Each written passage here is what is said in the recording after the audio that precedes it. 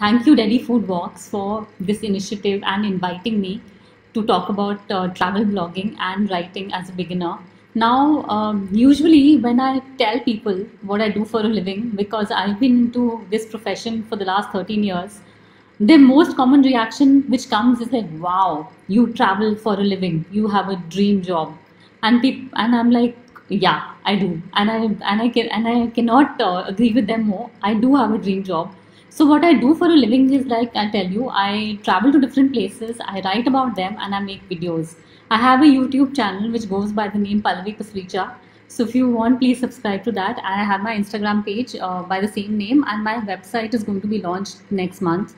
So I agree with them. I do have a dream job. I love traveling to different places, writing about them, and doing videos as well. But it's not as easy as it sounds. I'll tell you why.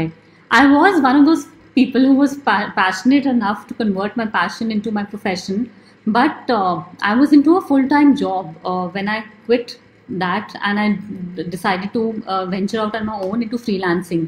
So I was with one of the biggest brand names in the travel industry called Lonely Planet India. I was the digital editor with them, and I used to handle the website and social media pages.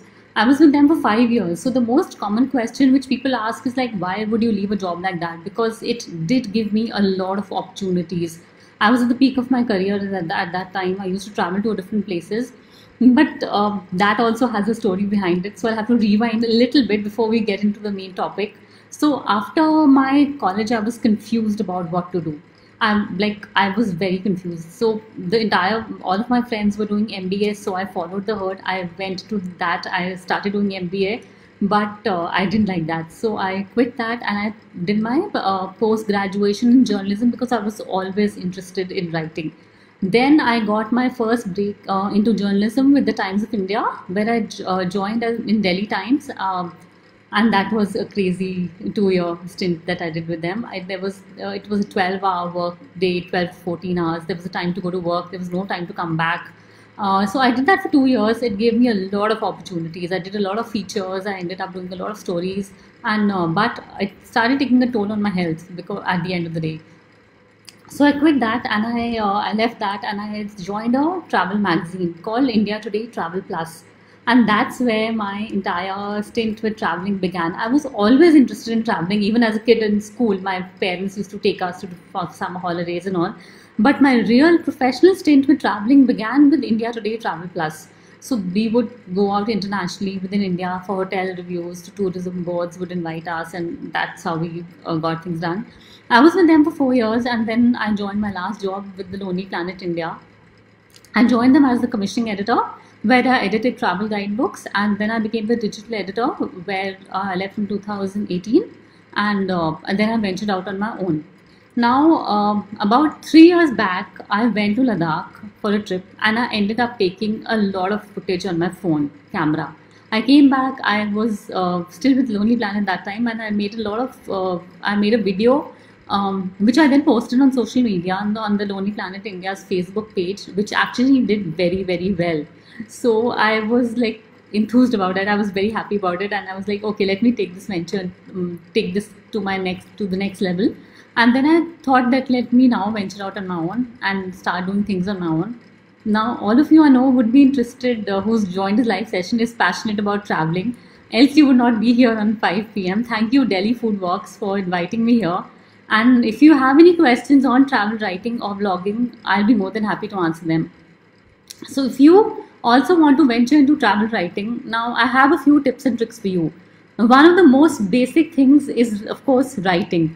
Now it may seem very obvious, and if you're wondering why why am I saying the most obvious thing, is because it's very important. Now these days we cannot travel thanks to the lockdown and the COVID-19 taking over our lives, but penning down your thoughts at the end of the day opens up your expression and language. Whatever you're feeling about the lockdown, if you're feeling frustrated, if you're feeling angry, if you're feeling bored, if you're feeling whatever you're feeling, just pen it down, and that will just help you in expressing yourself more, which will ultimately help you in your travel writing. Like I remember, even before I became a journalist, I had the habit of writing out down a diary. Since school, I actually had that habit. Even now, these days, I do that. and it helped me immensely. Like, we cannot travel these days, so just be at home, observe things around you, and see and write them down each day. This is the basic thing. Like, if you take baby steps, this is the first step for like becoming a travel writer. Second is observe things around you, because ultimately what will help you in travel is small observations. Little details make all the difference to a trip, because when you go there and you tell people something, when you're writing an article and you're telling people something, you're basically transporting them to your world, to that particular destination. And what will make a difference is the color of the sky. The Observe things like this: the color of the sky, the scent around you, the people around you, what they are wearing. These are very basic things which I'm telling you, but when you get down to writing them down, it makes a very big difference. So what I go by is by these basic things. See what I see around me, what I hear around me, the smell, the taste, and the feel. These are the basic five things I go by, and I've taken it as my mantra that whenever I go to a different destination, whenever I travel, I will observe these five things. Now, supposing I'll give you an example. If you go to a place like New York, which is like a buzzing, lively city and all, and you come back and tell people, "Oh, I had a very nice trip and it's a beautiful city." Why is it nice? Why is it beautiful? Tell me something about that. Tell you, like, two people can have completely different perspectives on this. Tell people the reason why you found New York beautiful and nice. Don't use these adjectives. Give it a concrete definition about what is it. Now, get into the details. Now, if you supposing go to Paris, which people say is one of the most romantic cities in the world, and you find it just the other way around. Why? You have a story right there in front of you, but why do you find it not romantic? What is it? Get down to these details. Why do you not find it good? Secondly, I mean, not secondly, whatever point that is, sorry, but keep a diary and note down everything that you come back at the end of the day. Like, when you're coming back to your hotel, you may be tired. That is bound to be there because you've been out there. But that is important because it is still fresh in your memory. I do not leave it for the next day. Like, I normally, when I go back to a hotel at the end of the day, I note down whatever I felt. Like, these days you can make a voice note on your phone. It's very simple. You can take down notes on your phone, but I still prefer the old school traditional writing it on a diary, and I usually don't push it off to the next day. Then another point which is very important is try and talk to locals.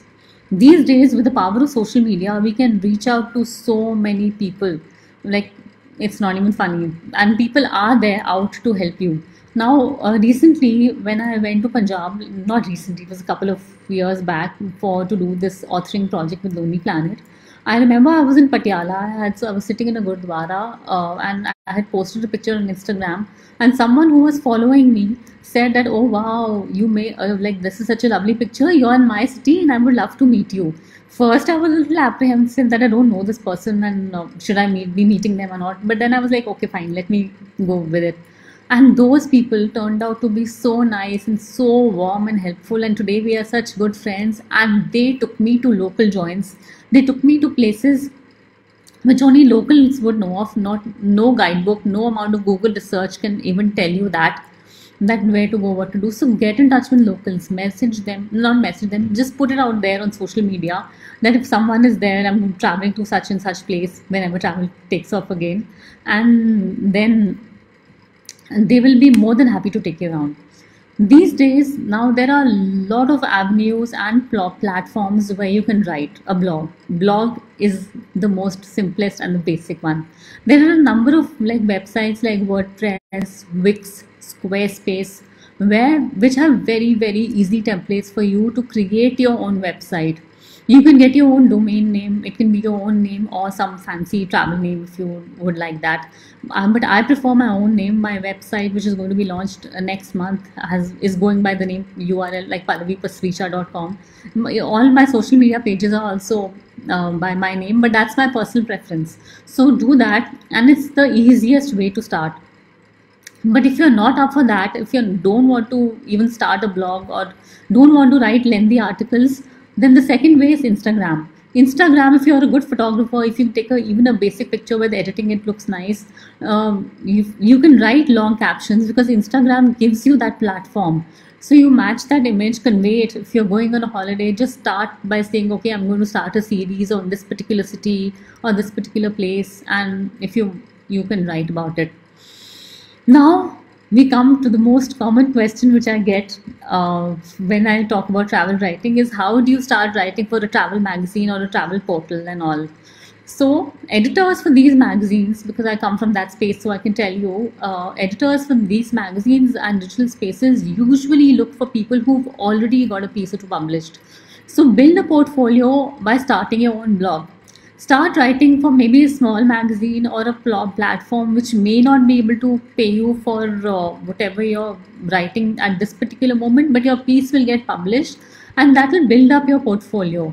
So start by taking these baby steps. Prepare a solid pitch. Don't, like when you are pitching to an editor, make sure your pitch is about a particular place, is about a destination, is very solid, like not just top 10 things to do here and there, whatever. If you've seen something different, if you've seen something, like supposing if you go to Himachal and you go to a place with someone which a local has taken you, like a 100-year-old cafe or something, then pitch it accordingly and tell the editor that why does it stand out, why is it unique. And believe me, if the story has not been told before, there are so many people who will want to tell you, who will want to pick up that story, and your piece will get published.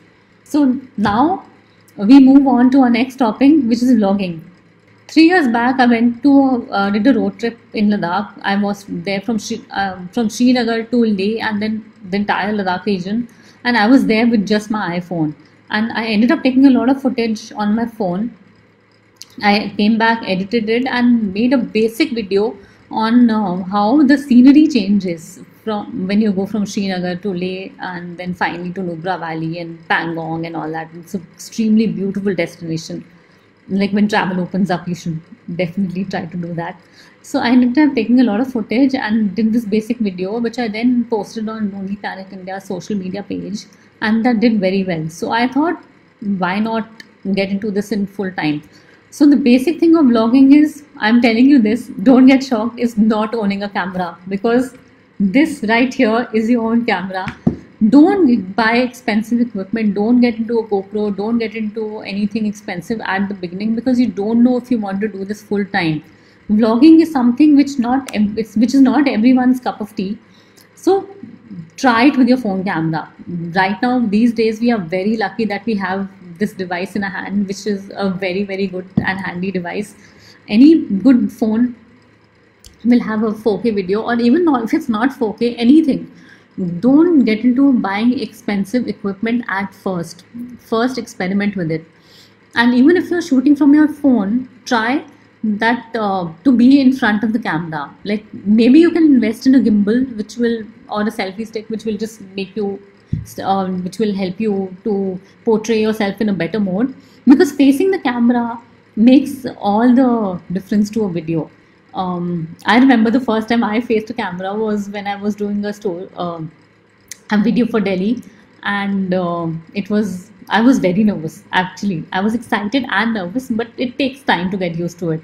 Now watch a few online videos on how to shoot the different angles, a long shot, pan shot, like zoom in shot, zoom out, OTS, how the voiceover is done, editing, because these are the simple and small tricks which will help you in your videos.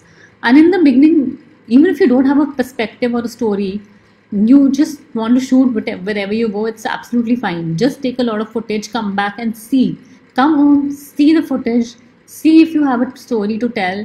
And even if you don't have something to tell, that's fine. Just make a basic video of your own understanding of that place first. That will help you in making more videos and seeing. Do it for Instagram first, do it for IGTV, and if you feel that you are getting a good response, then you can launch your YouTube channel, because YouTube is the most exciting and the most basic way to go about doing it, because YouTube gives you a lot of avenues to do it. So I did that. I launched my YouTube channel. I have, I think, around 10 to 15 videos. I think I don't have too many subscribers, so please subscribe to my channel if you don't mind. And I remember I got training from after I started freelancing, I got training from a hands-on training from a professional cameraman.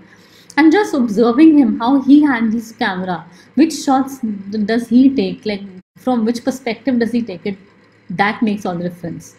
Even observation in travel is the key to everything, I feel. Now when it comes to editing, there are two main softwares which you can go for. One is Final Cut Pro, which is mainly for Mac users, and the other one is Adobe Premiere Pro. If you can master these skills, then it's absolutely awesome. But in the beginning, if you can take the help of a video editor if you want, which I also have done. I take the help of sometimes I take the help of a video editor to get things done, because it's just faster and simpler. And that's how I got about doing my entire channel. So if you have any questions, anything basic, anything interesting you want to know, anything at all, please reach out to me on Instagram or email me or my Facebook page, anything at all, and I would be more than happy to help you.